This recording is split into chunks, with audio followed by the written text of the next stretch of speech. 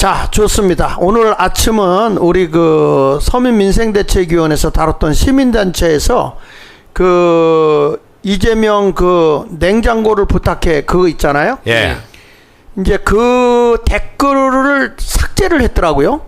했죠. 예. 그래서 시민단체에서 냉부해 냉장고를 부탁해 댓글 대량 삭제 여론 조작했다고 해서 고발했어요. 옛날에 그 드루킹도 그랬고 아니 얼마 전에 보니까 리박스쿨 있잖아요. 네. 그 개인들이 이렇게 개인이 직접 손으로 올린 거거든. 네. 그런데 그것도 한 사람이 여러 번 올렸다고 그걸 지금 붙잡아다가 여론 조작했다고 지금 조사하고 있어요. 네. 그런데 이런 것들을 보면 뭐 댓글 대량 삭제하고 여론 조작 이거 고발하는 거 당연한 거 아니겠어요? 조금 내려보세요. 내려보시면 거기 보면 국가정보자원관리원 대전 본원 화재 직후 JTBC 예능 냉장고를 부탁해에 이재명 대통령 부부가 출연하자 난 대통령이라고 부르고 싶지도 않은데 온라인에서 여론 조작 의혹이 확산됐다. 서민민생대책위원회 서민위는 이 의혹을 근거로 대통령실 참모들과 JTBC 경영 제작진을 서울경찰청에 고발했다. 서민위는 비판 댓글이 대거 삭제되고 영상이 지워졌다가 다시 올라왔다며 여론을 인위적으로 왜곡했다고 주장했다. 어떻게 보세요? 전 목사님. 저도 이거 저 영상에서 여러 번 봤거든요. 네. 이걸 자기가 직접 했는데 조금 있다 보니까 지워지더라. 예. 그런 영상들이 많이 올라오더라고요. 예. 그렇게 하니까 이걸 이제 그 안에서 JTBC 안에서 그걸 지우지 않으면 이걸 지울 수가 없지 않습니까? 네. 밖에 있는 사람이 지울 수가 없으니까. 그래서 그 JTBC가 중국 자본이 들어와 가지고 그 JTBC를 그 뒤에서 하고 있다는 이런 얘기를 우리 지난번에 많이 했지 않습니까? 네네. 이런 걸 보면은 이 JTBC가 이게 진짜 그 방송인가 네. 그럴 정도로 이런 인위적인 왜곡을 한다면은 빨리 그 조사해가지고 처리를 해야지요 이거요. 네. 그래서 그 밑으로 한번 내려서 보시면 거기 보면 서민이는 이 같은 거기 조금 더 내려서 좀 내려보세요. 서민이는 거기 이 같은 행위를 시청자들을 기만, 능멸한 것으로 컴퓨터 등 장애 업무 방해와 허위 사실 적시에 의한 명예훼손에 해당한다고 강조했다. 또한 단체는 대통령실 방송사에 댓글 영상 관련 조치를 강요했을 가능성을 제기하며 공무원의 직권 남용 혐의 적용을 주장했다. 네, 이렇게 가지고 고발해가지고 지금 아주 신랄하게 싸우고 있더라고요. 그래, JTBC가 어떤 그 방송입니까? 그 원래 그 이병철 전 그 삼성 회장께서 그렇게 창업한 미디어 그룹 아닙니까? 중앙일보하고. 네. 그러다가 이제 자기 사돈되는 그런 참 홍진기라고 하는 사람에게 홍석현의 아버지가 홍진기야. 아, 그래요? 그 사람에게 넘겨가지고 그 홍석현이가 이어가고 지금 완전히 이병철 회장이 이제 돌아가시면서 재산 분리해가지고 완전 독립해 갔는데 그리고 이제 JTBC 방송이 했는 폐악 중에서 박근혜 대통령 탄핵할 때 이 방송이 손석희를 내세워가지고 주도적 역할을 했잖아요. 태블릿 PC. 도가 넘도록 편파를 하고 왜곡하고 해가지고 결국 박근혜가 탄핵됐단 말이죠. 지금도 아주 변희전 그때 그 태블릿 PC 이거 조작했는 걸 끊임없이 법정 투쟁을 하고 있는데 그때 그걸 하루로 말미암아 그 이후로 이 방송은 완전히 그냥 편파가 아니라 그냥 완전히 넘어간 거죠. 완전 그냥 끝장나는 그런 상태로 갔는데도 불구하고 우리 이제 방송 계속 유지하고 있고 그러니까 시청자들이 잘 떨어지죠. 떨어지니까 운영이 안 되지 않습니까? JTBC가 뭐고 전부 다 방송 시청률 가지고 먹고 사는 집단인데 안 보니까 그게 운영이 안 되니까 결국에는 파산 부도나기 직전이 있으니까 중국의 텐센트 그룹에서 1,000억이라는 그걸 투자했으면 거의 그 사람이 영향력에서 벗어날 수가 없는 거죠. 그렇죠. 한마디로 뭐 중국계 방송이라고 봐도 나는 무관하다 그렇게 생각합니다. 1,000억을 투자했으면 뭐 그러니까요. 주주 노릇하니까 중국 방송이네. 그러니까 우리나라의 방송이 중국 자본으로부터 뭐 얼마나 자유로운지는 모르겠어요. 참 대다수가 그 영향력 아래 있지 않는가 많은 국민들이 그렇게 의심을 하고 있죠. 그러니까 저 방송은 JTBC 방송은 MBC와 함께 최고의 그쪽으로 나가는 극좌적인 방송이다. 난 이렇게 보고 있습니다. 이번에도 저거는 있을 수 없는 정말로 한마디로 말해 용납될 수 없는 만행을 저지른 겁니다. 어디 감히 국민들의 그 자기들 의사 표시하는 걸 저 마음대로 갖다 삭제를 하고 말이죠. 그렇게 반드시 그는 이번에 민생서민위원회가 또 이렇게 우리를 대신해서 자유우파 국민을 대신해서 고발하는데 아주 참 살아있는 집단은 저 집단밖에 없는 것 같아요. 지금 법적 투쟁하는 집단은. 그래서 정말 격려해주고 싶고 계속해서 그냥 뭐 참 변호사 그룹이 거기 많다 보니까 전문가 그룹이 많다 보니까 법률적으로 검토해가지고 확실한 것만 고발하지 않겠습니까? 그러니까 반드시 저거는 법적인 제재를 받고 폐방돼야 됩니다. 저런 국민에게 해독을 끼치는 저런 방송이 존재할 이유가 없는 거죠, 이게.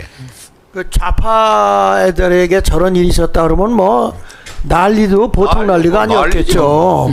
근데 이 저기 보수 우파 세력들은 뭐 하고 지금 계속 당하기만 하는지 모르겠어. 그래서 한마디로 말해가지고 그 보수를 대표하는 국민의힘 저 집단이 뭐 장동혁 좀 하는 거 싶지만 저 뭐 하는지 모르겠어 지금. 아니 장외 투쟁하고 강문하고 뭐 같이 하는 것처럼 떠들어가지고 표를 받아가 대표되지만은 강문하고는 완전 거리가 멀어. 여전히 그냥 뭐 윤석열 언급하지 마라, 무슨 부정선거 언급하지 마라 있다고 하니까 뭘 희망겠어 지정당이 지금. 자, 그리고 또 하나는 보면 지금 이제 서민민생대책위원회에서요, 대한민국을 지키기 위해서 상권 분립을 위해서 지금 뭘 했냐면 법치주의 대한민국 판검사를 지켜라.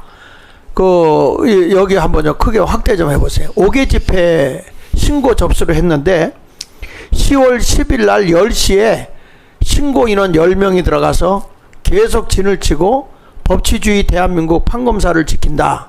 그 대검찰청 앞에서 이 시위를 이제 시작을 하기 위해서 13일부터 오늘 아마 천막을 치는 것 같아요.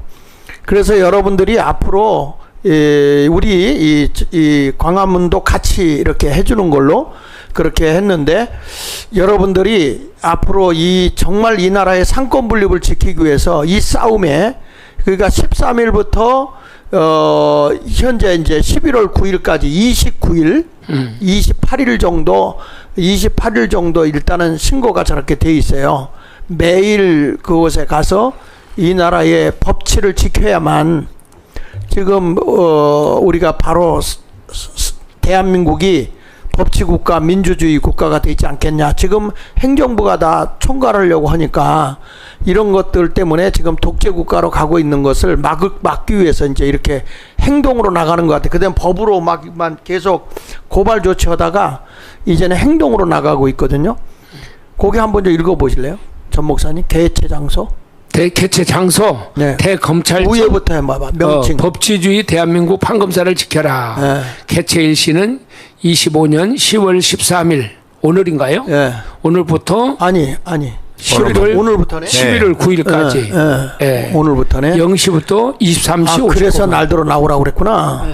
나는 장소는 대검찰청 정문 우측 뉘에다리 구간으로 인도해서 주소는 영등포고 단체는 서민대책위원회 김순환 이렇게 해가지고 신고 인원 10명 담당 정보관 저거 재밌잖아요. 10월 10일 10시 10명. 네. 근데 신고를 10명을 했어요. 그래서 사람들이 많이 왔어. 20명이 오고 100명이 오고 1000명이 오고 그럼 어떻게 되는 거? 가야 되는 거예요? 그 안에서 바깥에서 응원하면 돼요. 그 안에만. 그 텐트 치고 그 안에 집회하는 데가 10명만 들어가고 바깥에서 구경하는 사람들 올 수도 있고 그러니까.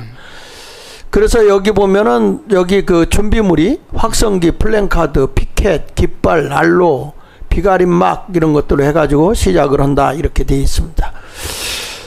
여러분 이제는 행동할 때입니다. 가만히 있어서 그냥 소리만 치고 있을 때가 아니고 행동으로 대한민국의 자유민주국가 자유시장 경제를 굳게 지켜야 될 그런 때가 되었다 하는 것을 분명히 기억하길 바랍니다. 어저께 제가 우리 교회에서 나라사랑 예배 때 현직 세무회계사를 모셔다가 이 사모펀드하고 국민연금으로 이제는 회사의 모든 그 주식을 투자해가지고 국가가 간섭하게 된 것을, 그게 이제 노란봉투법이라든지 그 다음에 또 집중투표제라든지 그리고 상법 이거에 의해서 국가가 기업을 다 국민연금으로 인해서 장악하기 위해서 제2 세력으로 갔다가 이제 장악하기 위해서 그 법을 문재인 때부터 만들었더라고요.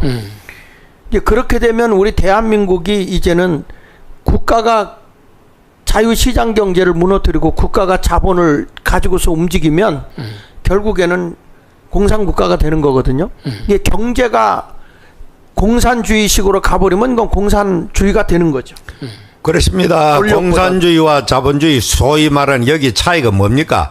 이 소위 자유시장 경제는 민간이 주도합니다. 네. 민간 기업들이 모든 경제 주체가 되는 것이고 공산주의 사회주의는 거기가 국가가 다 컨트롤하고 지배를 하는 겁니다. 그러니까 뭐 기업도 전부 다 국유화되는 것이고 그래서 그 밑에 있는 모든 국민들은 전부 다 국가의 노예처럼 그렇게 살아가게 되는 거죠. 네. 이게 공산주의 세상 살아온 사람들의 모습 아닙니까?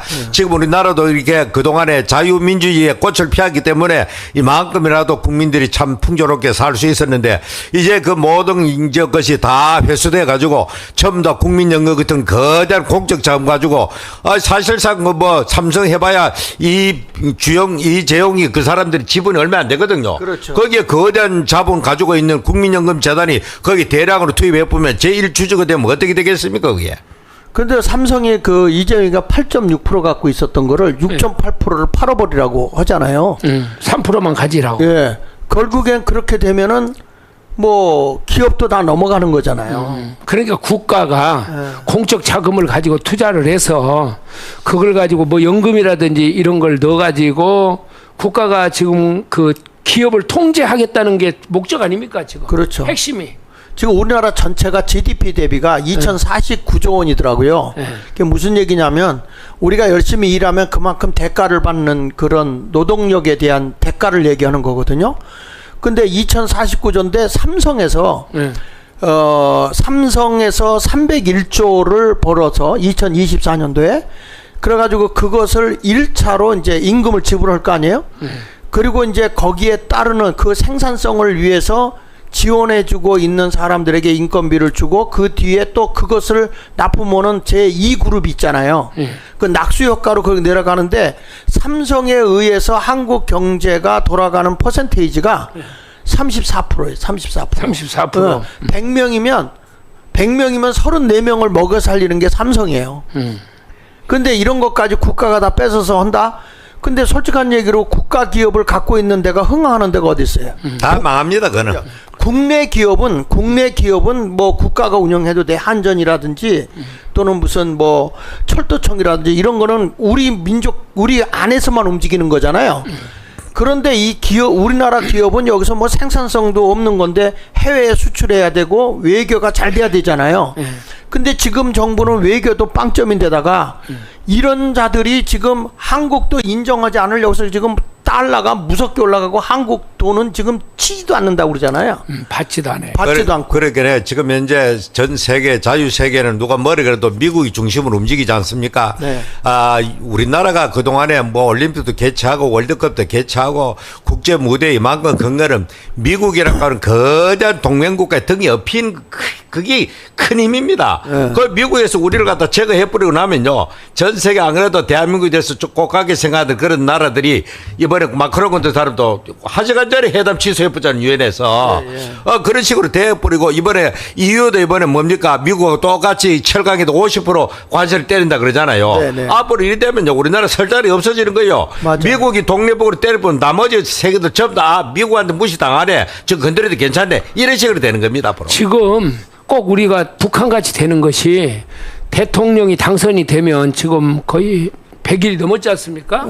그러면은 옛날 같으면은 보통 뭐 세계 여러 나라에서 막 대통령하고 막 회담을 하려고 초청도 하고 가기도 오고 오기도 하고 막 그러면서 바쁜 그런 시간을 보내지 않습니까? 한국을 부르고 근데 있죠. 부르지도 않고 갈 데도 없어. 이번에 에이펙에도 얼마 안 온다고 그러더라고요. 누가 오지도 않고 네. 이게 대한민국에 네. 이렇게 되다가 보니까 이제 저는 제일 걱정이 뭐냐면 지금 이제 경제가 무너진다는 거죠. 경제가. 그래서 우리가 지난주까지만 보더라도 환율이나 이런 것이 어저께 보니까 1,435원이에요.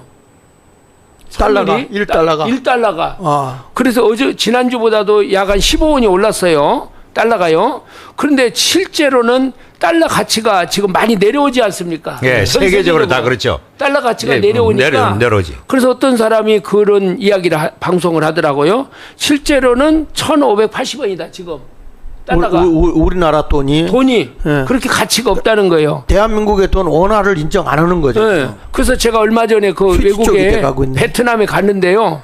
옛날에는 이렇게 베트남에 오면 한국 돈을 주면 그냥 좋아했어요 아주. 예. 근데 지금 안 받아요. 근데 미국은 더 한다는 거죠. 그러니까. 아예. 그렇게 해서 미국에서 2,100원이라고 나오네. 2,100원. 그러니까 지금 대한민국이 난 다른 것보다도 제일 걱정이 뭐냐면 지금 저 북한의 김정은이 핵이 무서운 것이 아니라 이 지금 경제가 지금 무너지고 있는 이것이 너무 무서운 거예요. 국민들이 얼마나 이걸로 인해서 고통을 당하겠습니까? 예. 지금 경제가 무너지고 경제가 국가가 다 되면 이제 끝난 거죠. 베네수엘라가 뭐 그 저기 달러 가치가 없어가지고 나라 돈 가치가 없어가지고 막 뭐 하나 살려면은 지게에다 짊어지고 가야 된다고 그러는데 대한민국이 지금 끝장나게 생겼다니까요. 아니 그래도 베네수엘라는 원자재가 있잖아요. 그렇죠. 근데 우리나라는 다 수출해서 먹고 사는 나라인데. 그렇습니다. 우리나라는 수출해가지고 그 기름 사오고 수출해가지고 양식을 사오고 이래가 우리나라가 이만큼 풍요롭게 먹고 사는데 우리나라 자체 국토에서 생산되는 그런 곡류나 이런 농산물은 우리나라 한 3, 4개월치밖에 안 됩니다. 우리 국민들이 착각하는 거야. 쌀 남아 돈다 하는 우리가 다 먹고도 남는 걸 착각하는 외부에서 예. 대체 식물들이 그만큼 들어오기 때문에 풍요로운 겁니다. 맞습니다. 만일의 경우에 달러가 딱 끊겨버리고 사올 능력이 없으면 그야말로 버릇고기면 더한 게 지금 기다리고 있는 겁니다. 더 가기 전에 우리 젊은이들하고 우리 국민들이 지금 이 정부 이대로 있어서는 안 되는 거거든요. 이걸 빨리 종식을 시켜야 돼요.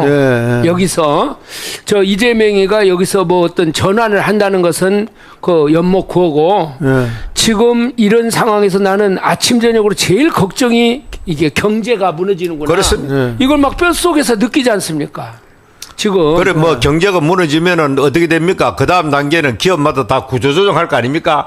구조조정하게 되면은 뭐 참 지금은 이상 없이 잘 다니는 지금 우리의 자녀들도 어떻게 될지 어떻게 합니까? 그래 지금 한번 그 구조조정해 밀리 나오면 앞으로 회복하기도 어려워요 지금은. 지난번에 그 윤석열 대통령이 그 하버드인가 가가지고 연설했잖아요. 그때 연설을 하면서 시청 그 뭐야 저 사람들이 기자가 질문을 했죠. 교수가 질문했는데 윤 대통령한테 어떻게 해서 K-팝이 이렇게 세계적으로 유명해지냐. 정부가 간섭을 안 하니까 이게 세계적으로 유명해졌다. 그러니까 그 교수가 그게 바로 명답이다. 그런 것처럼 대한민국의 경제를 왜 자꾸 정치권에서 저 정부가 감행해가지고 나쁜 상법이나 무서운 상법 이런 것을 만들어가지고 더 센 상법. 우리가 여기 보면 저기 저 SRT 있잖아요. 그다음에 저 KTX 저는 SRT를 많이 운영하거든요. 근데 SRT가요 값이 더 싸요. KTX보다. 요건 약간 민간 그것이 적용됐거든요. 그런데 약간 더 싸다고. 그리고 훨씬 더 편하네요. 안락하고. 근데 이제 이걸 합치려고 그러잖아요. 그 소비자 입장에서는 돈이 적게 들어가고 그다음에 저 서비스는 더 좋게 받고 그게 왜냐면은 자유시장 경제가 작동을 해야 이게 뭐든지 간에 이렇게 되는데 자꾸 이북식으로 말입니다. 국가에서 기업도 관여하고 이것도 관여하고 뭣도 관여하고 대법원도 관여하고 뭣도 관여하고 이게 총통의 나라가 아니면은 이럴 수가 없거든요. 꼭 이북의 김정은이를 닮아가고 있다니까. 그 아까 이제 민간 주도와 아까 그 윤석열 대통령이 간섭 안 하니까 그래 됐다. 이게 정답인데 지금 현재 우리나라의 한류가 한때는 중국을 휩쓸었잖아요. 장나라 같은 애들이 가가지고 엄청나게 활약하고 그 외에도 수많은 연인들이 가가지고 중국 애들이 그냥 한국 드라마, 한국 뭐 영화 뭐 이런데 병 가가지고 그래 있었는데 이 사드 때문에 완전 그냥 한학령 내려가지고는 지금 현재 안 그러되니까 어떻게 됩니까? 중국은 자기들이 중국 사람들도 그래요. 어떻게 해도 한국의 이 소위 말하는 엔터테인먼트 이 경력을 못 따라간다.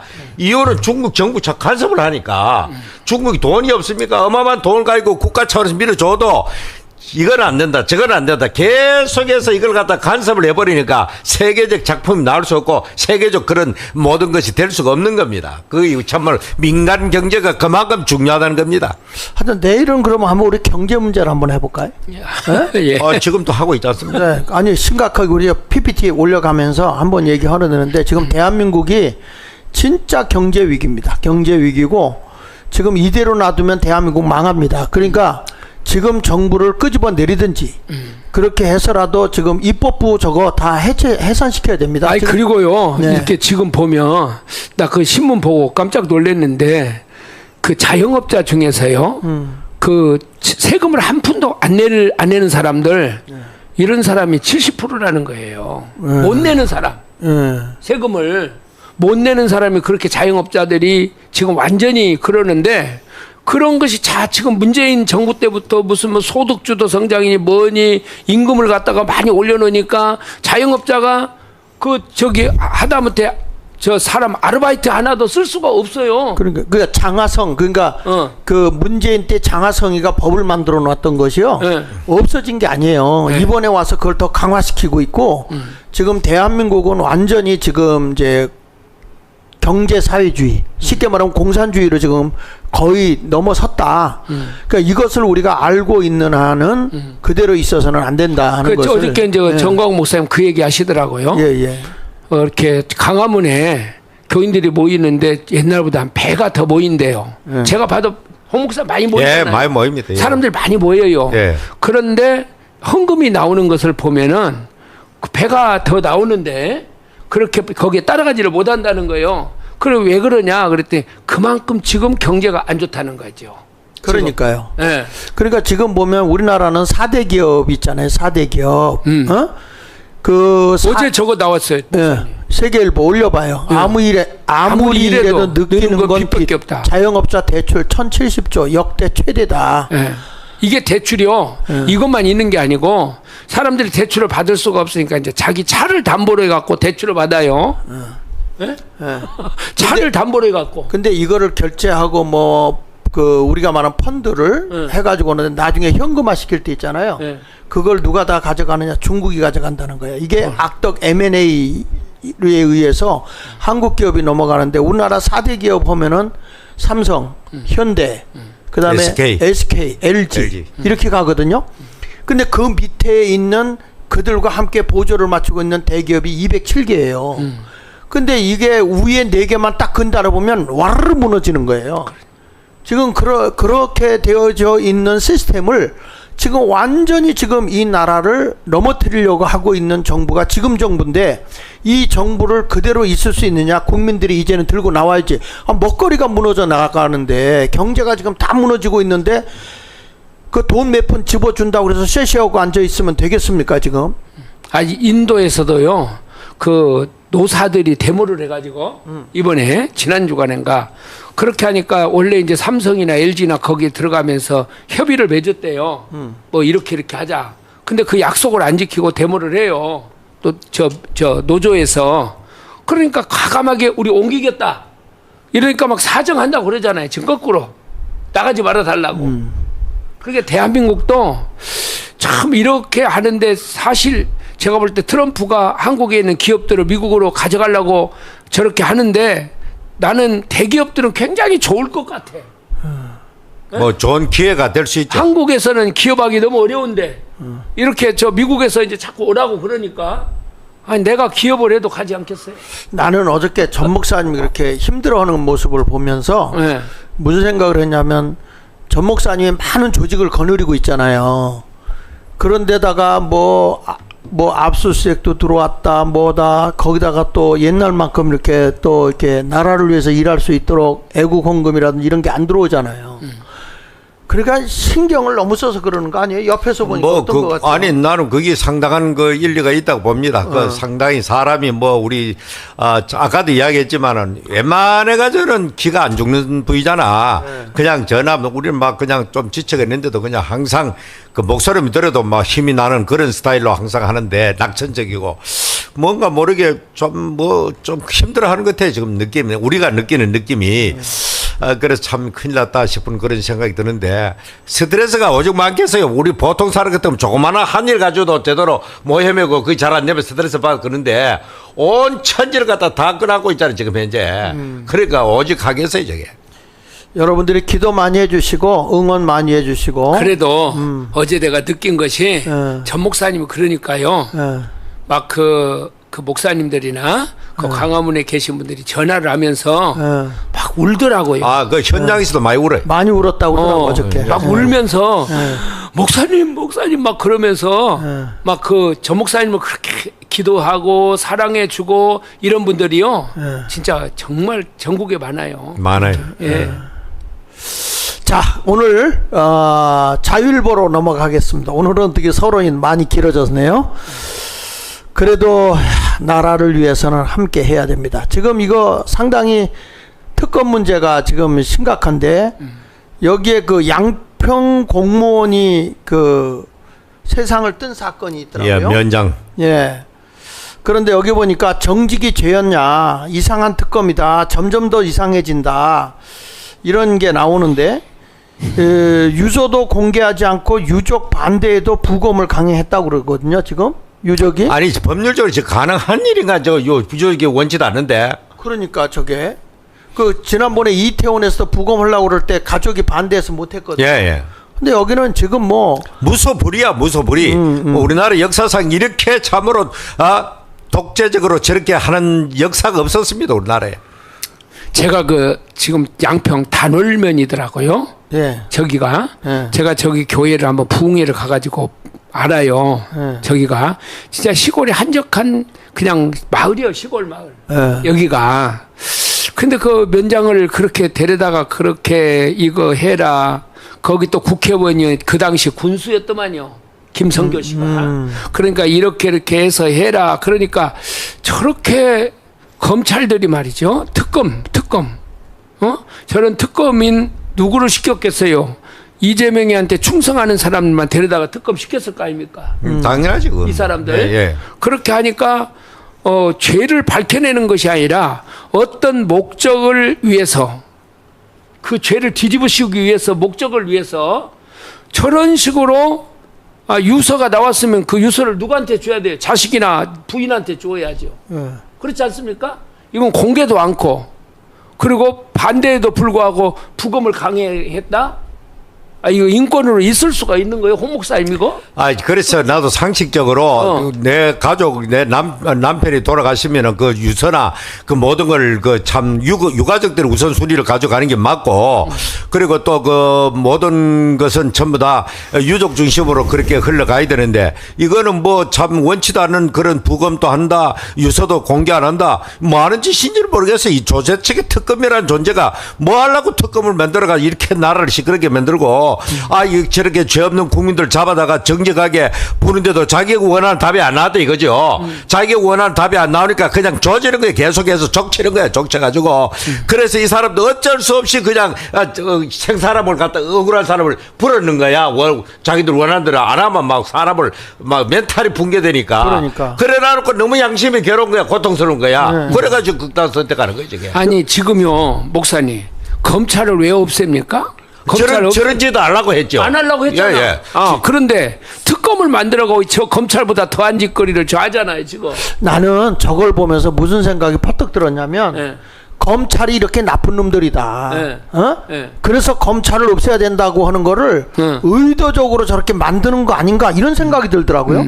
아니 이거는 이거 뭐 일반 검찰이 저렇게 하니까 우리는 계획한다고 했는데 특검은 지금 그 일반 검찰은 또 다른 조직이잖아요 저게. 그렇지. 지금 주로 특검들은 변호사 중에서 제야 변호사 중에서 사람을 좌파 사람들 임명을 했을 가능이 많습니다. 그리고 거기에 또 수사관들도 과잉 충성하다 보면 그냥 막 저런 식으로 강압적인 그런 수사를 하는 거죠 저게. 그러니까 저들은 인권이 없어요. 인권을 주장하는데 인권이 없어. 그들이 그렇죠? 말한 우파 자기들이 말해도 우파 군사 독재 뭐 유신 이런 거 욕하지만 그럴 때도 이 정도로 이렇게 하진 않았어요. 그럼요. 거기 AC 메모 좀 볼게요. 밑으로 내려와서 AC 메모 그 밑으로 두 번째 단에 거기 보세요. A씨는 메모에서 너무 힘들고 지친다.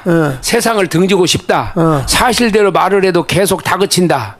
사실을 말해도 거짓이라고 한다. 그리고 토로했다. 그는 이어 수사관의 강압에 전혀 기억도 없는 진술을 했다고 했다. A씨는 또 이렇게 치욕을 당하고 직장생활도 삶도 귀찮다. 나름대로 주민을 위해서 공무원 열심히 했는데 다 귀찮고 자괴감이 든다. 세상이 싫다. 사람도 싫다. 수모와 멸시 진짜 싫다. 적어놓고 그가 조사를 받는 등 동안 얼마나 모면감을 느꼈을지를 짐작하게 된다. 네, 고인의 법률 대리인 박경호 변호사가 한 말을 보면 민중기 특검은 고인을 소환하여 수사하는 과정에서 강압수사, 회유, 압박, 유도신문, 반복신문, 심야 조사로 심한 모면감을 주고 허위 진술을 유도. 나 이거 보면서요. 저 민중기 특검 일제시대 때에도 이렇게는 안 했을 것 같아.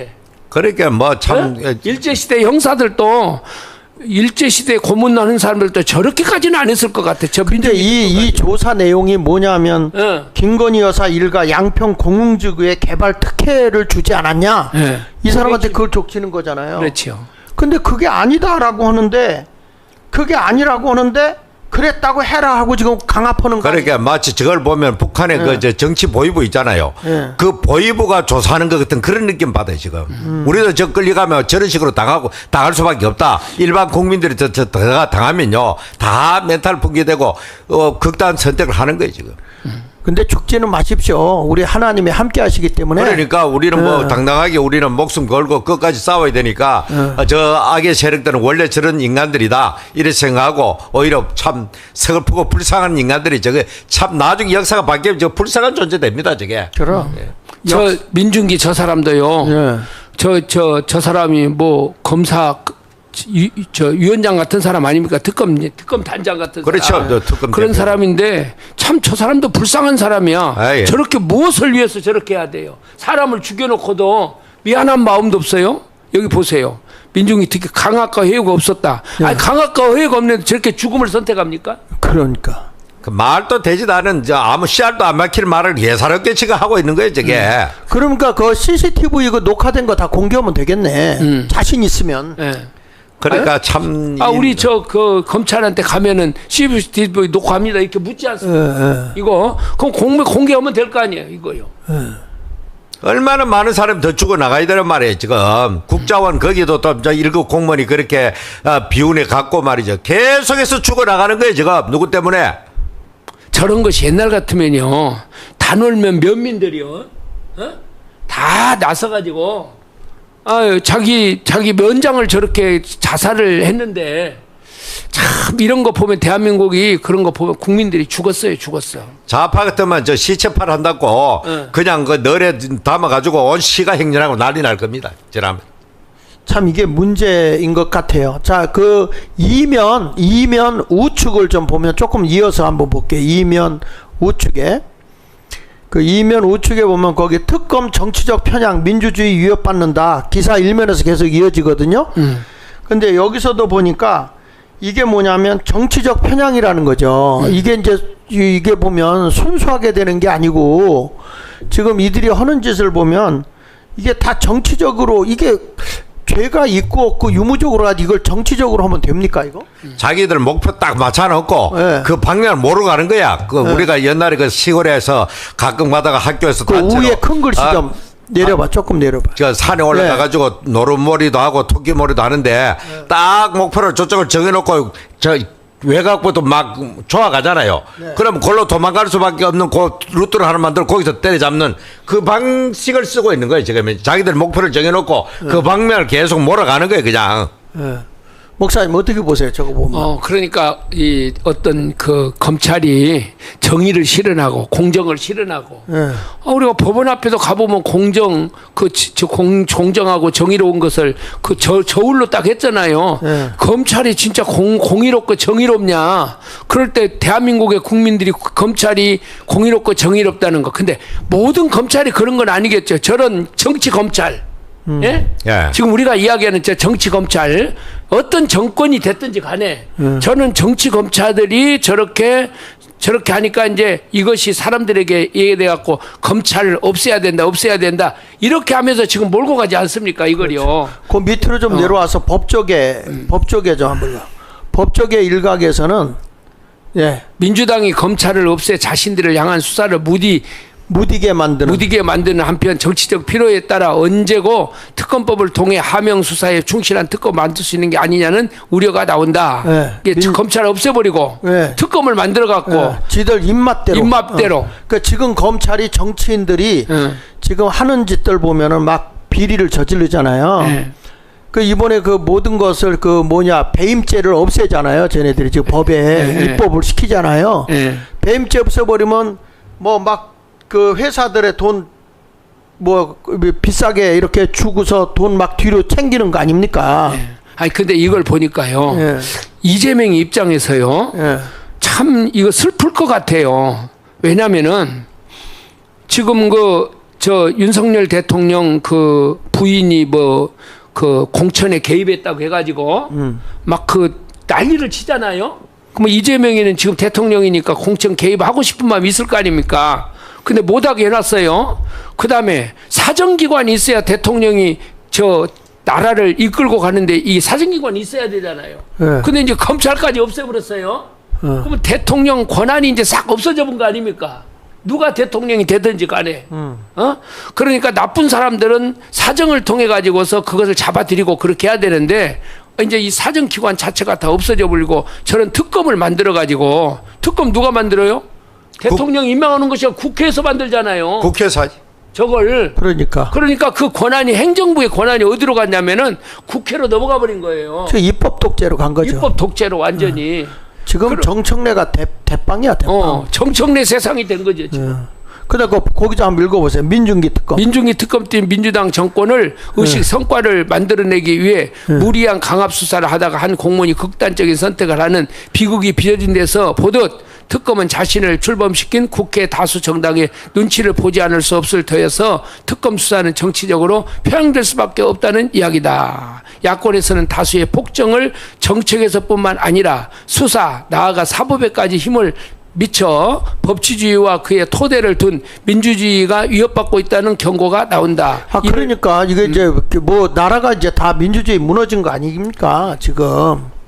다 붕괴됐죠. 그렇게 다수의 그 힘을 가지고 뭐든지 밀어붙이는 거 자기들이 좋다는 것은 그냥 다 그냥 안면 몰수하고 과거에 상상할 수 없는 그런 법들을 마구잡이로 지금 생산해 내잖아요. 불량법을 갖다가 생산을 공장처럼 지금 그냥 계속 방맹 두드리고 통과해가지고 대통령 그냥 그대로 전부 다 또 국무회의를 통해 의결시켜버리고 이게 지금 대한민국 돌아가는 지금 법의 지금 대순환입니다. 지금 이걸 보면 확실히 이건 부정선거로 국회의원들이 됐다는 것이 증명이 되는 거예요. 그렇죠. 우리 국민들이 저런 범법자들을 국회의원이나 대통령을 뽑았겠습니까? 그러니까 목사님 지금 이걸 보면 야 부정선거로 해서 이 국회의원들이 됐다. 만일에 부정선거가 아니고 국민들이 뽑아서 했다면 국민을 상대해서 저런 짓을 하겠습니까? 절대 안 하지. 안 하죠. 그런데 누군가에 의해서 부정선거에 의해서 국회의원들이 당선이 됐다는 그런 의심을 우리가 가질 수밖에 없다는 거죠. 왜? 국민이 안중에 없으니까. 참. 자, 이런 걸 보면 나라가 참 매우 어렵고 위기에 와 있다는 걸 알고 이제는 이 입법부도 대한민국은 민주공화국인데 지금 이거 다 무너뜨려 버렸으니까 이제는 국민 저항권밖에 없는 것 같아. 자, 우리 이 3면으로 한번 가서 보면 이게 아직 안 나와요. 내가 정광 목사한테 물어봤거든. 정광 목 김현지 부모 고향 학교 정보 제보하면 1억 주겠다. 현상금까지 걸리는데 이 여인에 대해서 아직 정보가 안 나온단 말이에요. 그것도 신기한 일이라. 아니 그 학교 동창 같으면 내 같이 학교 다니다 하면 1억 받을 텐데 없으니까 안 나오는 거 알겠어요 저게? 그러면 뭐야? 두 가지 가능성이 있어요. 하나는 없으니까 제보를 하면은 또 보복당한다. 보복당하겠구나. 뭐 그런 두려움도 이렇게 있죠. 생각하고 두려움 그만큼 우리 대한민국이 공포 정치가 지금 되고 있다는 거 아닙니까? 뭐 그럴 수도 있어요. 여기서? 지금 왜냐하면 지금 이 선거가 관련되는 사람들은 그냥 얼마나 많이 죽었습니까? 그래도 아무리 보복 온다고 해도요. 저 초등학교를 만일에 저 사람이 여기서 다녔으면 최소한도 60명은 있어도 그래도 한 반수는 우파 사람들이 있거든요. 아니 근데 대통령실 1급 공무원 자리인데 어떻게 인적 사항도 없죠? 그래도 상식 이하고 참 우리나라 건국 역사상 저런 참 대통령 측근에서 저런 정체도 없는 사람 아무리 밝히라 해도 밝히지 않는 사람 저런 사람은 난생 처음이죠 저게 뭐. 지금 옛날에 이게 딱 나오면요. 딱 발표가 나오는데 지금 그 국자원 그 불이 타버려 가지고 저 신원이 다 없어져 버렸다는 거 아니에요 지금? 아니 근데 재밌는 게요. 이게 얼마나 웃기는 거냐면 지난번에 그 화재 사건으로 해서 우리나라 모든 그 정보가 지금 다 안 드러나잖아요. 근데 이때에 바로 이 김현지의 그 대장동 뭐 백현동 이런데 그 자산 있는 거 있잖아요. 예. 이게 딱 들고 나왔다는 거야. 예. 이게 나와서 바로 이제 이걸 조사하려고 들어갔는데 바로 화재가 났다는 그 거야. 이튿날 화재 났어요. 예, 그 이튿날 26일 날 드러났는데 27일 날 화재가 났다는 거야. 그 화재가 났는데 지금 복원이 안 되고 있거든. 복원 거뭐 거의 좀 뭐 완전 복원이 힘들 건데. 30%밖에 안 됐어요. 그거 언제까지 안 될 거냐? 예. 국정감사 끝날 때까지 안 될 거예요. 그게 예. 왜? 거기 자료를 제출 못하니까. 예, 자료를 다 훑어내니까. 지금 이런 것들에 지금 의심을 가지고 있는 그런 여론이 상당히 많이 나오더라고요. 근데 동사무소 가면요. 네.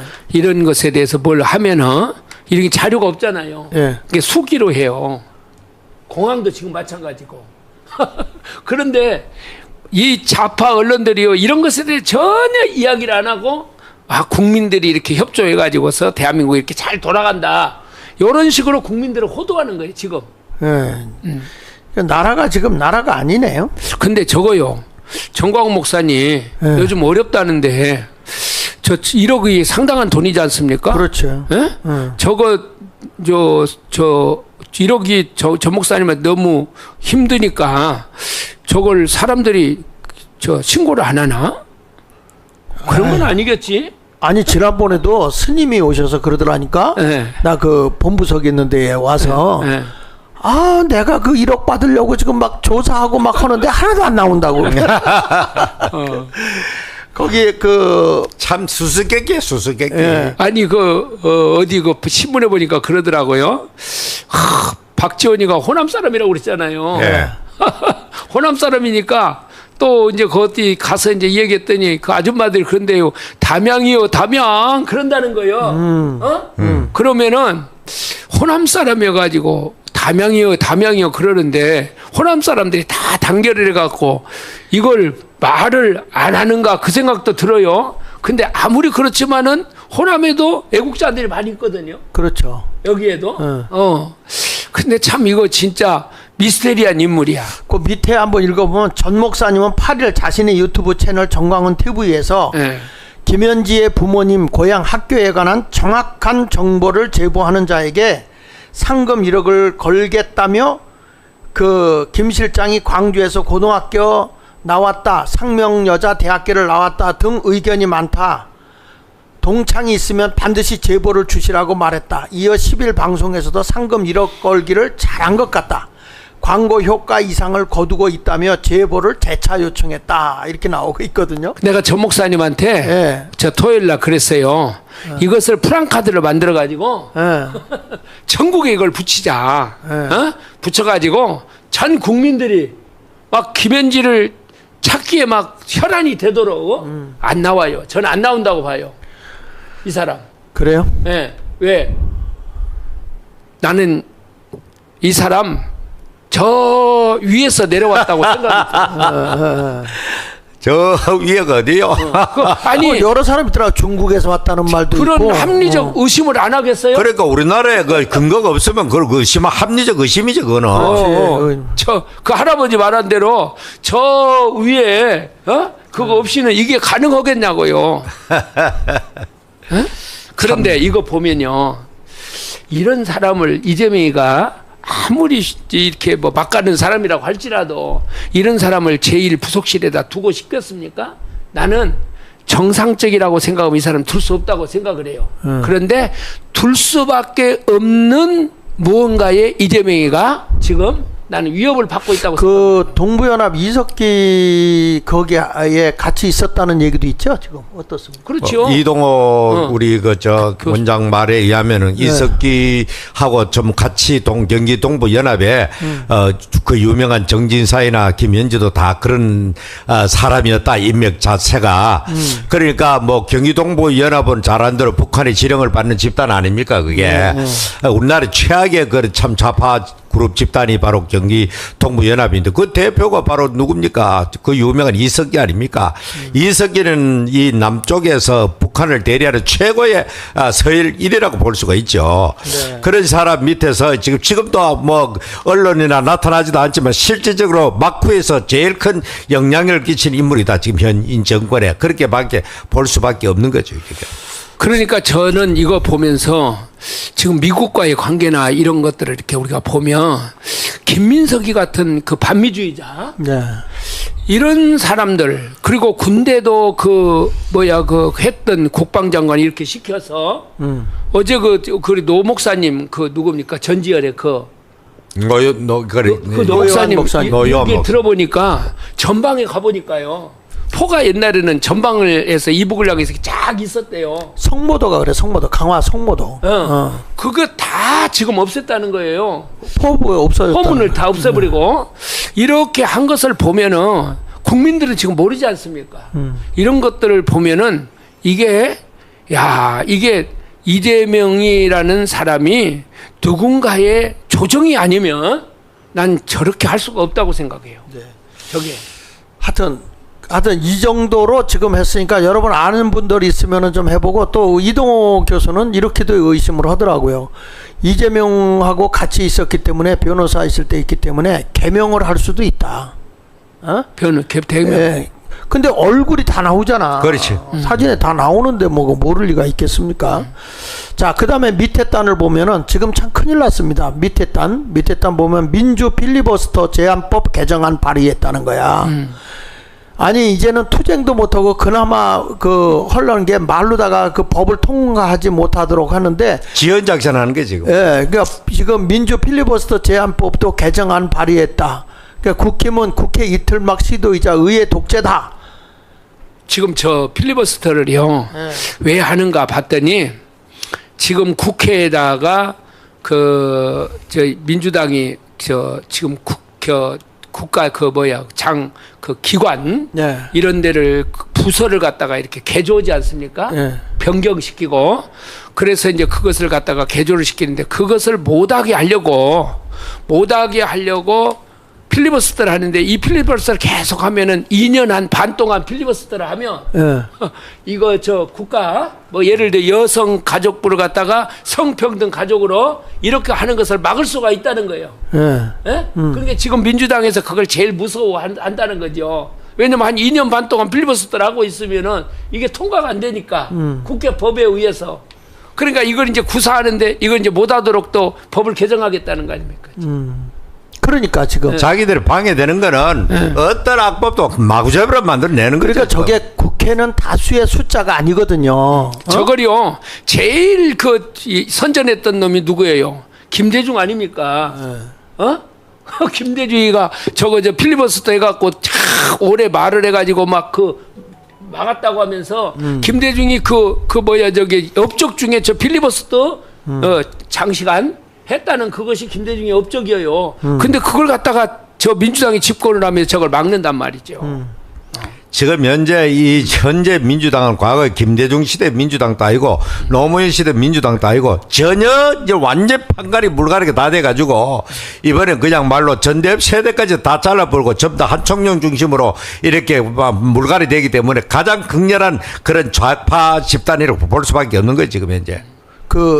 인민민주주의로 가는 것 같아.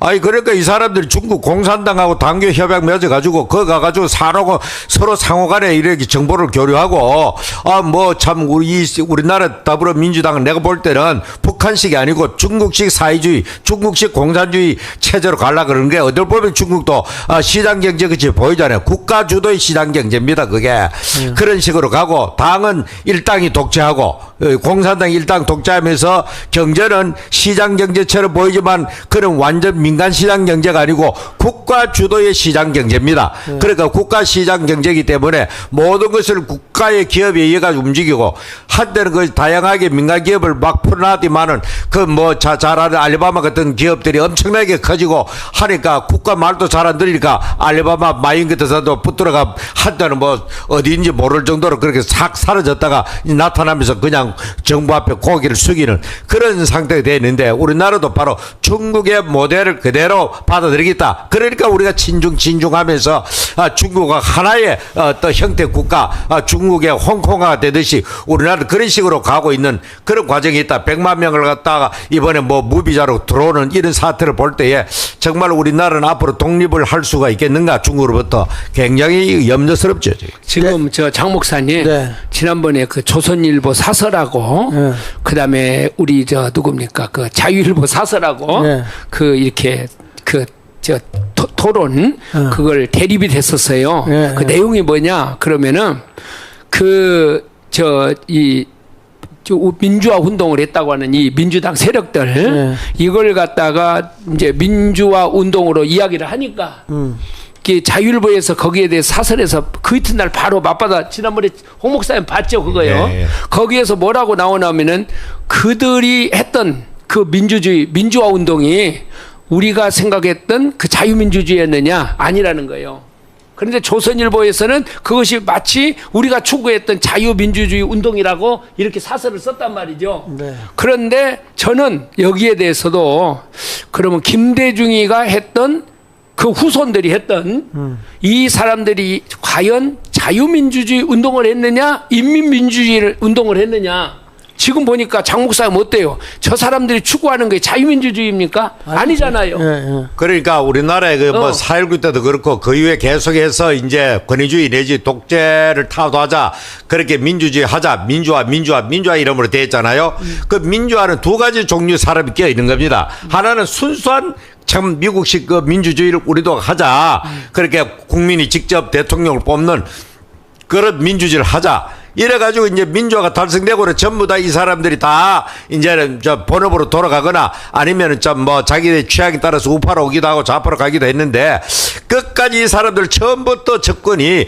북한과 연동되는 그런 종북주사파나 한통련이나 그런 세력들이 계속해서 민주화를 이름으로 했잖아요. 그 사람들도. 그래 했는데 지하당 조직을 하는 사람들도 민주화라는 이름을 떠들었단 말입니다. 그러나 사실상 처음부터 그 사람들은 북과 연대된 그런 세력들이 이제 때가 되니까 만개 해버린 겁니다. 만개. 그래 어쩔래? 내 종북이도 어쩔래? 뭐 이제 배째라 이런 식으로 지금 나는 게 대한민국 현상입니다. 지금. 그러니까 좀 밑에서 좀 내려보면 국민의힘 최고인 수석 대표가 한 얘기 좀 들어볼게요. 이제 올려보세요. 예, 거기 보면 12일 논평을 냈는데 필러버스터는 다수의 독주를 견제하기 위한 소수의 최후 수단이라며 1964년 김대중 전 대통령은 일방적인 의사진행을 막기 위해 5시간 넘게 연단을 지켰다. 그로부터 시작된 필러버스터는 민주주의 정치로 자리를 잡았다 이렇게 말했거든. 여기 나오잖아요. 네. 김대중이 업적 중에 네. 저 필리버스터를 자기가 5시간을 했다. 그러면 장시간을 이번에 했다. 이 법을 어. 저 없앤다고 하는 거는 김대중하고는 상관이 없는 거네. 네?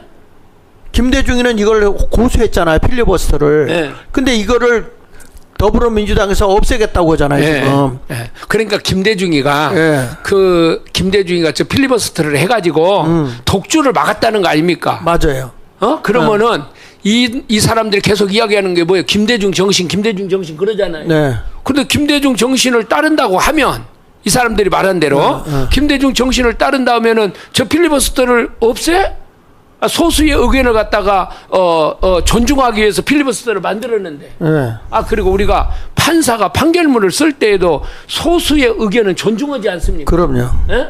그런데 이렇게 이건 완전히 총통 정치로 가는 거예요. 지금. 맞아요. 그래서 최수석 대변이 그런 말인가. 그런데 민주당은 필리버스터 사실상 중단할 수 있는 국회법 개정안을 발의해 제도 취지를 정면으로 뒤집고 있다며 이것이 바로 이틀막 국회이자 의회 독재라고 주장했다. 그는 악법이라도 유리하면 밀어붙이고 불리한 제도는 없애버리는 것이 지금의 민주당이라며 국회는 다수의 숫자가 아니라 이게 굉장히 중요하거든. 다양한 목소리로 운영되는 공간이어야 한다. 이게 이제 공화국이거든요. 국민의힘은 민주당의 입틀막 시도에 단호히 맞서야겠다고 강조했다. 그런데 10일 민주당 민영배 의원은 뭐라고 그랬어요? 필리버스터 진행 중 본회의장에서 일정 수준의 의원수를 유지하지 못하면 국회의장이 별도 표결 없이 중단시킬 수 있도록 하는 국회법 개정안을 대표 발의했다고 저 밝혔다. 민영배가 누구예요, 목사님? 옛날에 저 탈당해가지고 꺼주기 했잖아. 꺼주기로. 꺼주기 하는. 예. 그러니까 저건 국회의원이 아니에요. 저런 사람이 민주당에 탈당했다가 다시 민주당에 들어가가지고 저런 악법을 만드는데 앞장서지 않습니다. 예. 어? 그래서 요것과 목사님 요것과 네. 내가 PPT를 만들 대한민국은 민주공화국이다. 그 PDF를 좀 한번 올려줘 보세요. 거기 보면 대한민국은 민주공화국이다. 이거 나왔잖아요. 하나 넘겨서 보시면 대한민국 헌법 제1조 1항에 대한민국 민주공화국이다. 그 의미가 여기 담겨 있거든요. 한번 읽어봐 주세요. 민주란 예. 국민이 주인이라는 뜻으로 권력은 국민으로부터 나오며 국민이 주임하지 않은 정치와 국민이 권력은 위임하지 않은 정치와 권력은 무효다. 공화란 모든 것이라는 뜻으로 나라가 특정인 특정 계급의 것이 아니라 국민 모두의 것이다. 그러니까 이 민주주의는 다수의 권력을 기반으로 현실 정치를 구현한 통치 체제 자유를 미포함하고 있는데 이게 독재 전체주의라는 거야 지금의. 얘네들이 그냥 민주만 주장하게 되면 안 되는데 우리 대한민국은 공화잖아요. 공화는 소수의 의견까지도 존중이 여기는 거란 말이야. 그런데 지금 이것을 무시해버리는 국회라고 한다면 국회 해산 운동을 우리가 해야 되는 거 아니에요? 예? 뭐 국회 해산이 아니고 참 국가 권력 자체가 지금 날강도들한테 지금 찬탈돼 가지고 우리 국민들이 참 말 없는 지금 고통과 지금 불안과 불면증이 시달리는 것이 오늘의 작금의 현실입니다. 그러나 저 사람들은 처음부터 이런 체제, 이런 세계를 꿈꾼 사람들이기 때문에 이걸 갖다가 일찍이 방지 못한 그건 단순한 그냥 진보적인 가치를 가진 그런 정당이라고만 생각하고 이때까지 자유우파 보수의 지도자들이 너무 안일하게 대처한 겁니다. 그리고 그들에게 이렇게 어마어마하게 그 힘이 커지도록 방치를 한 겁니다. 항상 눈치나 보고 그렇게 하다가 오늘날 저멍저꼴이 됐는데 아직까지도 국민이 정신 못 차린 것 같아요. 지금 참 면장이 억울한 죽음을 죽었는데 무슨 놈의 국회의원 할 그런 자격이 있습니까? 국회의원은 뭡니까? 국민을 갖다 대변하고 국민을 보호하는 것이 그들의 참 사명일지인데 억울한 그런 죽음이 계속 진행되는데도 불구하고 저희들은 국회의사당 들어앉아가지고 국회 녹을 먹고 국회의원의 그 배치를 달고 그것만 만족하고 그냥 뭐 투쟁하라까지 형식적으로 한두 번 그래 하다가 뭐 지금 뭐 하는지 모르겠어요. 저 국민의힘은 다 사표 던지고 목숨 걸고 광야 나가서 투쟁해야 이 나라가 살 길이 있습니다. 저 사람들 저래 가지고는 앞으로 자유민주주의 공화국은 영원히 우리 앞에 사라질 그런 위기 앞에 놓여 있는 것입니다. 그렇죠. 넘겨서 보시면 한번 보시면 목사님 저기요. 요거 한번 보고 공화제 실현을 위한 필수 제도가 상권 분립이란 말 이렇게 국회 행정부 법원. 근데 지금은 쟤네들이 하고 있는 게 일당 독재 전체주의예요. 대통령 다음에 당이 있는데 지금은 당 위에 대통령 위에 당이 있는 거예요 지금. 그래가지고 지금 모든 게 전부를 다 장악해가지고 결국에는 대한민국의 전체주의로 가고 있는 거거든요. 그게 거기 지금 아까 그 앞에 한번 보았어요. 앞에. 우리 지금 이제 장 목사님 말하고 싶어하는 것이 이 공화 정치 이게 없다는 거 아닙니까? 맞아요. 저 이북도 민주주의 한다고 그래요. 이 사람들이. 근데 거기에 공화 정치가 같이 곁들여서 이게 쌍두마차로 가야 되는데 공화라는 것이 뭐냐? 모든 것이라는 뜻으로 나라가 특정 계급의 것이 아니라 근데 지금 저 이북은 민주주의인데 민주공화국이라고도 그래 거기도. 조선민주주의 인민공화국입니다. 그런데 그 나라가 국민의 것이 아니고 이것은 당의 나라잖아요. 그렇죠. 공산당의 나라란 말이에요. 당원들을 존중한다는 거죠. 그러니까 공산주의 생리가 국가 위에 당이 있습니다. 그렇죠. 국가 위에 공산당이 있는 거예요. 국민 위에 당이 있는 그렇죠. 거예요. 국가의 군대도 당의 군대입니다. 국가의 군대가 아니고 우리는 국군이라고 저 인민군이라는 것은 바로 공산당의 군대라 그 말이거든. 지금 중국도 마찬가지입니다. 지금 CNP가 있지만은 그 뭐 중국의 여러 가지 제도가 있지만은 그 최고 위에가 당이 있습니다. 한번 넘겨서 보세요. 넘겨서 하나 더 넘겨보세요. 거기 보면 이게 나와. 공화제의 필수 기관인 의회. 그러나 공화의 사전적 의미를 보니까 두 사람 이상이 화합하여 정무를 시행한다는 뜻으로 공화는요, 두 사람 이상이 화합해서 정치적으로는 정견을 달리하는 여러 정파가 있을 때 어느 한쪽 세력이 독단으로 결정하지 않는다. 이게 공화야. 예? 따라서 공화제 실현을 위한 필수 기관은 바로 의회가 돼야 되는데 지금 의회가 특정 세력의 독단으로 하고 있기 때문에 대한민국의 헌법을 파괴시키고 있는 게 국회라고요. 그러니까 그 대표적인 사람이 정청래 아닙니까? 예? 아, 우리가 다수당의 의견을 가지고 우리가 이렇게 결정하는 거 이건 민주주의 아니냐 이렇게 정청래가 이야기하고 막 밀어붙이지 않습니까? 근데 그 속에 민주공화국이라고 하는 그 공화를 이 사람들이 무시하고 한쪽만 이렇게 해서 대한민국의 이 의회 민주주의 공화정의 정치를 무너뜨리고 있다는 거예요, 지금요. 그러니까 입법 폭정으로 전향적인 반공화 정치를 지금 하고 있잖아요. 네. 그래서 하나 넘겨서 보시면 이게 우리나라가요, 3.1운동의 참 의미가 여기에 나와요. 대한민국의 왕정체제를 벗어나 민주화로 이어진 진정한 민주공화제를 천명했는데 조선과 같은 왕정시대의 나라는 왕의 것이고 독재자의 나라는 독재의 것이고 그러나 공화국은 국민 모두의 것이거든요. 따라서 3.1운동은 피와 희생으로 만들어진 대한민국 공화제의 역사적 전환점인데 이때 뭐라고 외쳤냐면 3.1운동 때 대한민국은 민주공화정으로 간다. 이게 3.1운동의 정신이었어요. 근데 이 정신을 이어받아서 1948년도 재헌헌법 때 대한민국은 민주공화국이다. 이렇게 딱 집어넣거든. 그랬는데 이걸 파괴하고 있다면 다시 3.1운동이 일어나야 되는 거 아니에요? 지금 3.1운동을 일으키기 위해서 지금 우리가 계속해서 방송도 하고 강원운동도 하고 있지 않습니까? 네. 빨리 국민들이 깨어나고 3.1운동 당시에 우리 국민들의 그 민의보다도 지금 훨씬 더 떨어지고 있는 겁니다. 대다수가 그냥 달콤한 경제 안락에 몰입돼 가지고 그냥 내 마음 편하면 된다. 뭐 길거리 나가지고 시끄럽게 하다가 나도 또 어떻게 될지 모르니까 이 참 서슬퍼런 이 좌파 독재에 의해 가지고 언제 끌려가 가지고 자기도 어떤 수모를 당할지 모른다는 이 막연한 두려움이 전부 다 기회주의 내지 그래 침묵을 하고 말이죠. 속으로는 우리 뭐 참 자기들도 불안을 느끼면서 이렇게 과감하게 뛰쳐나지 못하는 것은 현재 자기들이 가지고 있는 기득권을 놓치지 않고 계속해서 영위하고 누리겠다는 그런 얄팍한 이기주의 때문에 그런데 앞으로 계속 진행돼 버리며 그 모든 것도 다 끝장날라니 곧옵니다 이제. 요 공화제의 핵심 가치 세 가지가 있는데 하나 넘겨보시면요. 이거를 꼭 기억해야 돼. 권력의 제한, 권력의 제한, 행정, 입법, 사법, 국가 3권도 국민 위에 군립할 수 없다. 이걸 꼭 알아야 돼. 모든 주권은 국민에게 있고 모든 권력은 국민으로부터 나오는 거잖아요. 근데 지금 국민 알기를 우습게 하는 거예요. 대통령도 군림해서 안 되고, 국회도 군림해서 안 되고. 지금 우리는 완전 입법 독재잖아요. 그렇죠. 사법도 군림해서도 안 되고. 공동선 추구.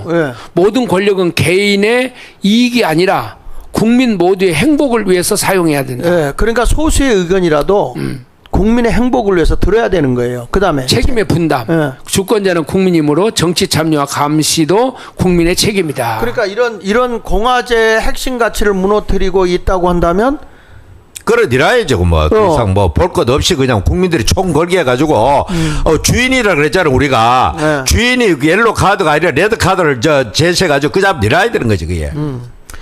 그러니까 여기 보면 그 책임의 분담 그랬잖아요. 책임의 분담.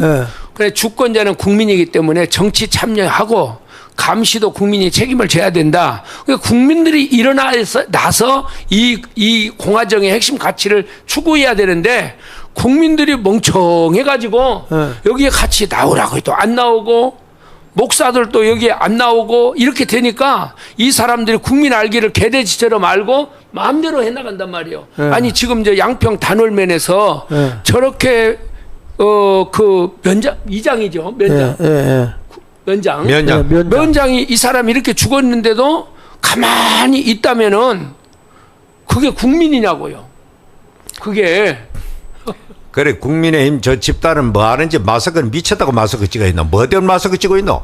그래서 국민들은 의무를 다 하잖아. 하나 넘겨보면 국방의 의무도 하잖아요. 우리가 그렇죠? 세금도 납부하잖아요. 복지도 우리가 돈도 내고 혜택도 받잖아요. 이게 국민을 위해서 모두가 이거 다 하는 거잖아. 나를 위해서 한다기보다 국민 모두를 위해서 한 사람 한 사람 세금을 내잖아요. 근데 이렇게 공화국이라는 것을 무시해버리는 의회라고 한다면 넘겨서 보시면 공화 없는 민주는 껍데기라는 거예요, 지금. 그러니까 공화는 진정한 민주를 위한 필수 장치로 다수결만 쫓는다면 민주주의는 폭정에 불과한 거예요. 그 지금 뭐 필러버스터도 못하게 하고 그 가짜 국회의원이라고 난 보거든요. 부정선거로 됐다고 보여져요. 나는 시뮬레이션도 해보고 다 해보니까 아니 특별히 국회의원 선거할 때 우리 자유통일당 당일 투표지가 어디로 갔냐고 다 영표 나온 데가. 이런 것들도 왜 못하냐. 판사들이 네. 그 판결하면서 이번에 뭐요? 국회에서 네. 국회에서 부정 투표가 나왔잖아요. 예. 한 표가. 예. 그러니까 이것은 누구야? 국회의장 예. 우원식이가 그러더만 이것은 당락에 무슨 영향을 미치지 않기 때문에 중요하지 않다. 미친놈이야 그게. 아니 민주주의를 배운 국회의장이 예. 아니 우리 초등학교 선거하다가도 그런 일이 생기면은 재투표하지. 재투표하잖아요. 그럼요. 초등학생들도. 근데 국회의장이라고 하는 저런 사람이 당락에 이거 영향이 없으니까 옛날에 우리가 계속해서 저 선거에 대해서 이의를 제기하고 그러면은 이게 당락에 문제가 없으니까 이거 기각시킨다. 이 지금 사법부에서 그 짓을 하고 있는데 이건 지금 국회의원들도 야 이게 초등학교를 나온 사람들인지 나는 이게 이해가 안 돼 이게. 근데 국민들이요 멍청해가지고 그런 소리를 듣고도 가만히 있어. 그러니까 저거 민주공화국이란 단어를 네. 국민들에게 깨우쳐서 권력자하고 국민에 대한 경고가 저게 민주공화국이에요. 저거 참 우리나라의 3.1운동 때 이 민주공화정으로 한다고 했던 이 운동이 다시 대한민국을 일으켜야 이 나라가 삽니다. 그래야 자유번영하게 되고 경제도 일어나게 되고 지금 나라가 이렇게 엉망이 되고 있는데도 가만히 어떻게 되겠지 이렇게 바라보면 되겠어요? 그래요. 제일 한심한 건 늘 말하지만은 참 대한민국의 지금 기존 언론들 아닙니까? 어떻게 환율이 저렇게 되고 지금 나라가 일반 백성들은 불안에 떨고 있는데 이 침묵하는 언론들 지금 아무 일 없는 듯 지나가고 있단 말이죠 지금. 그리고 그 외에도 지금 뭐 저 면장의 참 억울한 죽음에 대해서 옛날 같으면 참 일면 톱으로 장치하고 몇몇을 그걸 떠들고 사설 나오고 방송에 나가지고 계속해서 그걸 물고 늘어지는데 지금 뭐 어디된 영문인지 나라가 지금 조용하게 침묵을 강요받고 있는 그런 세상이 돼버린 것입니다 지금. 아니 무안에서 사람이 그렇게 많이 죽어도 비행기 사고로요. 예. 조용하잖아요. 그거 참 희한해. 신기해.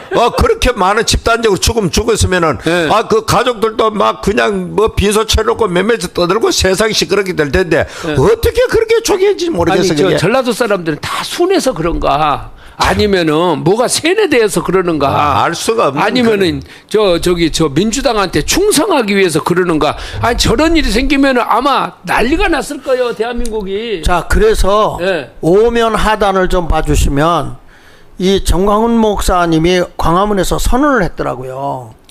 뭐라고 했냐면 대한민국은 주사파에 이미 점령을 당했다. 오면 하단. 예. 주사파에 이미 점령을 당했다. 그래서 이 정권 심판을 위해서 국민 저항권을 발동해야 된다.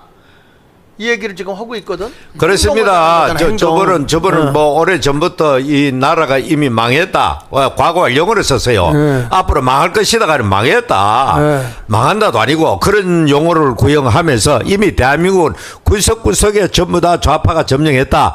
과거에는 사실 그게 별로 그렇게 일반 사람들은 실감이 안 나서요. 네. 그래 지금 현재 보니까 완전하게 장악되어 있는 거예요 지금. 아니 저도요 정광훈 목사가 한 10년 전일 거예요 아마. 전주란 목사 지금 대한민국 망했어. 그 얘기 우리 많이 들었잖아요. 근데 뭔 대한민국이 망했어 그런 생각이 들었거든요. 근데 지금 보니까 망할 것이다가 아니고 이미 망했어. 모든 것이 다 점령이 다 돼버린 거야. 예? 네. 그러니까 윤석열 대통령도 빨리 정지하시기면은 겸용 선포라도 안 하면은 이 나라는 올라가도 저런 세상가 올 것을 윤석열도 알았는 거예요, 저게. 근데 저 정광훈 목사 그 얘기하더라고. 예. 엊그저께 그 방송하면서요. 그 우리 동네 그 임실 할아버지 있잖아요. 예. 예. 할아버지가 이북에서 내려오면서 그 김대중이를 대통령으로 세우라 그래서 홍명이 예. 그 사람으로부터 지시를 받고 내려왔다고 그러잖아요. 근데 그 사람이 정광훈 목사님한테 그 말을 했다는 거예요. 내가 평생에 후회되는 것이 있다. 네. 어?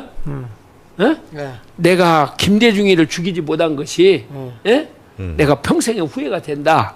이걸 누구야? 저 정광훈 목사님한테 했다고 그래요. 아. 예? 평생에 내가 후회가 된다. 그 씨를 내가 말리지 못한 것이, 근데 그것이 전부 지금 대한민국을 다 덮어버렸잖아요, 지금. 그렇습니다. 예. 제일 원흉은 김대중입니다. 거기서부터 모든 게 출발된 거예요, 지금. 그런데 문제는 뭐냐면은 국민의힘 정신 빠진 사람들이 지금도 김대중이 정신을 부르짖고 있다는 거야. 민주당 저놈들은 놔두고. 그러니까 아니 국민의힘 안에 지금 어떤 일이냐면 국회의원들 밑에 있는 비서진들 있잖아요. 예. 그 사람들이 대부분 다 저쪽이라는 거야. 아, 이번에 대변인 보세요. 그 대변인도 그렇고. 대변인이 예. 자기가 대변인을 해놓고 민주당 그 대변인 박수현인가? 예. 그 사람한테 형님 미안합니다. 이게 지금 메시지를 보내가지고. 그러니까 국민의힘도 해산하고 지금 저쪽 가짜 투표로 된 것들 다 해산시키고 이젠 국민이 직접 나서는 방법밖에 없어요. 아니 그게 무슨 힘이 있냐고. 이쪽 대변인이 맞받아 쳐가지고 국민을 대변해서 대변을 했는데 그걸 해놓고 민주당 그 누구야 대변인한테 미안하다고 하고 그걸 메시지를 보내고 그러면 되겠어요? 예. 그러니까 나라가 내적으로 이러다 보니까 망했어. 그 밑에 보니까 이 한국인 상대 이딴 범죄 캄보디아에서 코리안 데스크 설치기로 한다 그러는데 캄보디아에는요 북한 애들도 많이 와 있고 중국 애들이 많이 와서 이 한국을 타켓으로 오고 있어요. 그러니까 이런 모습을 보면서 지금 나라가 국내적으로 튼튼하지 못하니까 국제적으로 이렇게 테러를 당하고 우리 젊은이들이 죽고 말이죠. 위협을 당하고 있는 이런 상황인데 홍동영 목사님 이거 예. 어디 해외 홍 목사님 해외 잘 안 나가시죠? 저 뭐 이런 해외 안 나갑니다. 저 나갈 생각도 없고 특히 동남아 저런 침침한 저런 뭐 동남아는 과거에 필리핀 갔다가 찌찌가무시한테 물려가 죽다 살아가지고 절대로 이제는 동남아 여행은 저는 기피합니다. 그리고 캄보디아 같은 데는 거의 친중 완전 중국의 앞마당이라고 할 정도로 그렇게 중국에 밀접되어 있는 저런 나라에 들어가면 또 그 외에도 저런 뭐 보이스피싱이나 인신매매나 참 말할 수 없는 범죄 집단이 저기 울거리는 곳입니다. 저런 곳에서 우리나라의 사람들이 계속해서 범죄를 당하고 피해를 당하고 살해를 당하고 저런데도 불구하고 우리 국가 차원에서 그렇게 크게 대수롭지 않게 생각하는 것 같아요. 제가 거기에 대해서 참 답답한 그런 마음이죠. 지금. 근데 저렇게요 우리나라 사람이 고문을 당했고 저렇게 죽었는데 이재명이는 말이에요. 저런 일이 미국에서 있었다고 가정해봐요. 그러면 트럼프가 가만히 있겠습니까? 저 캄보디아에 대해서 가만히 있겠냐고. 난리 나겠지. 난리 나고 얼마나 난리 나겠어요. 근데 우리나라 이재명이 이거 뭐 숨소리도 안 들리잖아요 지금. 뭐 이 사람은 결정적 시기 되면 어디 숨어 본 적 없어. 어디 가본 적 없어. 아주 중대한 일 발생하면 어디가 딱 몸을 숨고 있다가 어느 정도 해결되고 난 뒤에 싹 나타나는 그 대학생들이 일어나야 돼요. 젊은이들이. 그렇게 4.19 시대 그 시대에 아니 또 그러고 민주하고 유신 체제 붕괴 시기 그때 대학생들이 용기를 지금 어디 가버린지 모르겠어. 지금 나라가 그때보다 몇 배로 심각하게 무너지고 있는데 대학은 무슨 음모에 빠질 대학을 하고 있습니까? 앞으로 당신들이 그런 식으로 해봐야 지금 현재 이 나라 체제 계속되면 대학 나봐야 갈 곳도 없어 지금. 주여. 자, 이제 14면을 좀 한번 보고 이제 결론을 내야 될 것 같습니다. 14면에 보니까 그 왼쪽에 그 2030 오른소리 거기 좀 한번 보겠습니다. 네, 거기에 보니까 25년 10월 원달러 환율이 1430원 돌파했다. 달러 인덱스 비율로 따지면 사실상 1600원인데 나는 이해가 안 되는 게 달러가 올라가면 주식이 떨어지는 게 상식이거든요. 화폐 가치가 그렇죠. 없으니까. 네. 근데 우리는 어떻게 해요? 그러니까 여러 가지로 역행하고 있는 국제 관료도 역행하고 있고 흐름도 역행하고 있고 정치도 역행하고 있고 전 세계가 탈중국 하는데 지금 중국으로 못 가고 한장을 걸리는 나라가 없고 지금 현재 그리고 또 저런 경제 문제도 우리나라만 유독 실이 달러에 대비해 가지고 원화가 그 휴지 조각으로 지금 변하고 있는 이런 상태에 놓여 있단 말입니다. 그때 그 IMF 때 근접하는 정도로 지금 계속 올라가고 있는데 IMF 오든 안 오든 뭐 1600 이런 식으로 올라가면 그 자체가 IMF IMF지 뭐가 IMF겠습니까? 그러니까 앞으로 수출이고 수입이고 모든 게 엇말라서 나가지고 이 나라는 앞으로 참 어떤 지금 경제적 공황 상태가 올지 참 심히 염려되고 두렵습니다. 솔직히 말해서. 저게요, 달러가요. 달러도 그렇고 주식도 그렇고 이게 이제 자유시장 경제에 의해서 주식 오르내리고 해야 되잖아요. 예. 그런데 주식을 갖다가 국가의 정부에서 통제를 해가지고 그러니까. 이걸 또 올리기 위해서 국가의 공적 자금을 갖다 거기다 투자를 해가지고 이렇게 올려놓고 이렇게 하니까 달러 환율도 지금 마찬가지고 그러니까 이게 어느 정도는 그게 통하겠죠. 근데 인플레이션 한 게 막 돈을 막 풀었잖아요. 그렇죠. 막 공짜로 뿌렸잖아. 예. 소비자 쿠폰이라고. 예. 이게 사실은 후유증이 지금 오는 거거든. 몰려가지고 결국에는 주식으로 몰리고 안 그러면 또 물가로 상승되고 국민 경제는 더 파탄나는 거죠. 그래가지고. 그러니까 저 달러 가치가 떨어지고. 그 이 대통령 직권을 거기 한번 읽어보세요. 이 대통령 직권은 민생 안정을 명분으로 두 차례에 걸친 대규모 민생 소비 쿠폰 지급, 온누리 상품권 지역 화폐 세금 지원을 시행했다. 이는 시장에 대량의 현금을 풀어버린 전형적인 포퓰리즘 정책으로 결과적으로 원화 가치 하락 올려. 예. 원화 가치 하락. 물가가 오르고 네. 주식 부동산 환율이 동시에 상승하는 비정상적인 자산 버플링 인플레이션이 전개되고 있는 것이다. 문제는 예. 이재명 정부는 소비를 촉진해 자영업을 활성화시키겠다고 말하면서 동시에 5인 미만 사업장 근로기준법 적용, 주 15시간 미만 근로자 4대 보험 주휴 수당 등 적용 같은 자영업자 숨통을 옥죄는 정책을 시행한다고 말하는 모순을 저지르고 있다는 것이다. 네. 대다수 자영업자는 현행 근로기준법이 적용되지 않는 5인 미만 사업장에 해당한다. 이들에게 현행 근로기준법이 적용되면 현재보다 알바 고용 비용이 1.5배에서 2배 가까이 증가한다. 주 15시간 미만 근로자 4대 보험, 주휴수당 등 적용, 정책 역시 알바 고용 비용을 증폭시킨다. 결국 자영업자를 살리겠다며 돈을 뿌리면서 동시에 자영업자의 숨통을 조이는 정책을 시행하고 있는 것이다. 그러니까 이게 나라를 정치를 몰라요. 경제 정책도 없고 뒤죽박죽인 거예요. 지금. 아니 그러니까 운동권 하다가 그 정계 들어오고 무슨 그 저런데 중요한 조직이 있는데 뭘 알기는 뭘 알겠습니까? 만날 대모하고 선동이나고 그렇게 음모나 꾸밀 이런 놈들이 지금 대한민국을 장악하고 있는데 뭘 갖다가 경제는 참 가장 머리가 두뇌가 좋은 사람이 세계 경제를 갖다가 환하게 읽어가면서 이제는 우리나라 국내 경제 시대가 아니고 글로벌 경제로 그냥 전 세계 경제 흐름에 함께 모든 걸 봐야 되는데 이 인간들은 언제 그렇게 연습하고 훈련 받았나요? 계속 음모로 꾸미고 반민하고 그런 놈들이기 때문에 남고 도둑질하고 강탈하고 그랬잖아. 그렇죠. 만약 그 짓을 했으니까 이 대가리 속에 뼛속 깊이 김일성 사상을 전수받았기 때문에 그게 주사파 아닙니까? 주사파니까 뭔지 몰라 국민들이 김일성주의자라 그 말입니다. 그게. 이제 정부는 거기 한번 읽어보세요. 이재명 정부는. 이재명 정부는 고환율, 인플레이션 등과 같은 수많은 부작용에도 불구하고 자영업자를 활성화시키기 위해서 시장에 대량의 현금을 풀었다. 그렇다면 정책이 역시 이에 맞춰 가야 하는데 정작 정책은 자영업자를 옥죄고 있다. 그 똑똑하다는 사람들이 지평하는 정책이 전혀 합리적이지 않다는 소리다. 그래서? 이제 정부는 더 이상 변명이나 침몰이 요할 때가 아니다. 스스로 정책이 만들어낸 부작용을 직시하고 근본적인 해결책을 제시해야 한다. 네. 원화 가치 추락은 단순한 환율 문제가 아니라 국가 신뢰 붕괴를 의미한다. 지금 이재명 정부가 해야 할 일은 정치적 수사나 단기 처방이 아니라 국가 경쟁력과 신용도 회복이다. 그 썼는데 참 글도 잘 썼네. 그러니까 우리나라 지금 원화의 가치가 전 지구촌 차원에서 뭐 참 적어도 우리나라 국력을 보면은 한 10등 안으로 들어가야 되는데 그 뭐 여러 가지로 통계상을 볼 때 한 40몇 등째가 있다는 거야. 지금 아프리카 어떤 나라보다 더 가치가 없다는 거지. 지금 현재 나라 돈의 가치가 완전히 떨어지는 거는 그만큼 지금 이 달러의 국가인 미국으로부터 완전히 외면당하고 왕따당하고 지금 국제사회에서부터 완전 고립되는 그런 상태에 있는 겁니다. 뭐 중국 의존한다 하면 중국 저도 아까리 뭐하는 그런 나라고 지금 돼가고 있는데 무슨 놈 앞으로 이 나라는 여기도 저기도 못 끼는 그야말로 가장 비참하고 불쌍한 고립무원의 상태로 떠질까 그게 제일 겁나는 거지. 그러니까 지금 이 나라가 이제 모든 정치고 경제고 모든 것들이 다 엉망진창이 돼 버렸어요. 그러면 이것을 보고 아유 엉망진창이다 이렇게 노래 부를 때가 아니에요.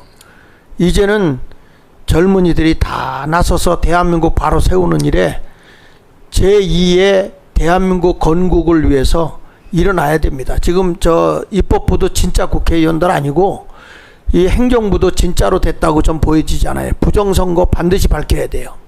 그렇게 해야 된다고 저는 생각을 하는데 이제 마무리를 좀 줘주시죠.